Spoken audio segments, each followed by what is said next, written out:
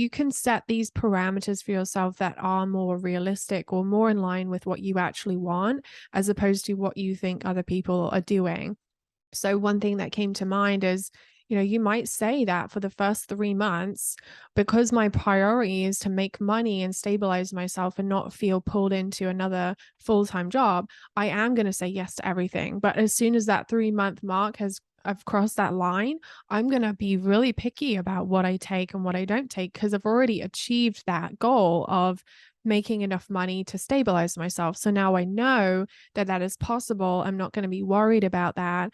And I can start to be more decisive about what I do and what I don't do. But you have to be firm with yourself in setting that boundary, because if you just keep extending and extending and extending, before you know it, it's been 2 years and you've said yes to everything and you're absolutely exhausted and you hate what you're doing because it's not what you even set out to achieve.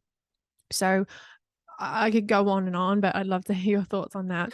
Yeah, yeah. When you work with specific clients, you get to have the human or the social component of communication, which is going back and forth and actually having a conversation about what the work is going to be or what the final product is going to look like, rather than them just telling you what it is.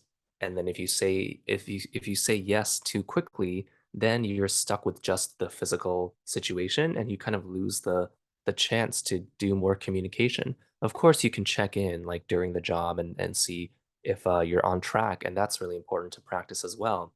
But just overall, in terms of the habits of like saying yes or no, I think many freelancers learn that there is a gap or a pause before you can respond. And that's when the discussion and the processing happens. So Mhm. that's one of the things I think a lot of people gain for themselves as a freelancer is the social connection and Mhm. being able to communicate and feel like you can work closely with somebody so that there's no distance. Generally, perfectionism and strict standards will get in the way of you connecting with people because you feel like you're talking to the standard rather than Yes. the person. So yeah, that's a really good point. And when you mentioned how we set boundaries for ourselves of like what we take and then not taking it anymore, that is something that's really important to learn because you don't want to feel like you're always following kind of what other people are doing or what other people are bringing to you. That that goes back to what we were describing earlier, where working in emergency is very reactive. The people come to you with whatever they have, and you just have to do it. And so it's important not to fall into that pattern again if you have been in that situation before. And for myself, in terms of my clients, one of the things that is interesting for me thinking about this is I think I have gotten to the point where I can say no and stop taking things. Earlier this month, I turned off my schedule availability for new clients in my advertising. So I think that was a big milestone for myself to know that I don't have to feel either passive or reactive anymore to who contacts me looking for help. I can stay solid in what I already have and focus on the clients I already have. And then whoever comes later, once I turn it back on, I guess I'll be able to um, talk to them and kind of take them into my schedule in a more relaxed way. And so Yeah. I'm definitely losing those feelings of like panic or desperation about getting people and getting work. Yeah. Oh, so many things I want to say.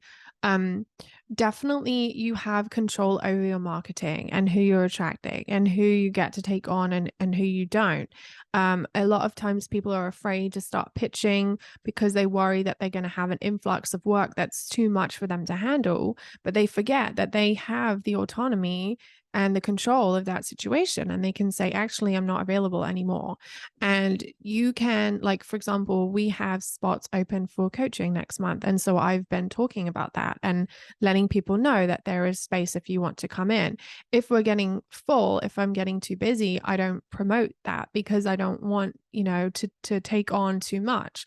And that's something I've learned to do in time is to attract the things that I want, and not necessarily push away the things that I don't, but just not be so forthcoming, or just let them know that actually you'll have to wait until this month to start because we're full.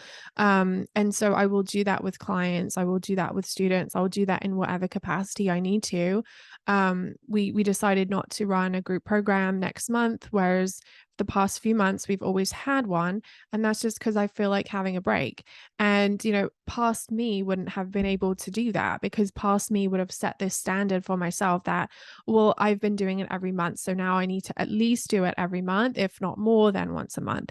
And then I realized, like, no, I don't have to do anything. Like, I get to decide what I do, and if it feels good to me, I will, and if not, I won't. And as soon as I took that pressure off myself to do it, I met somebody, a branding specialist, and then I just came up with a group program idea, and we're going to be running it in January.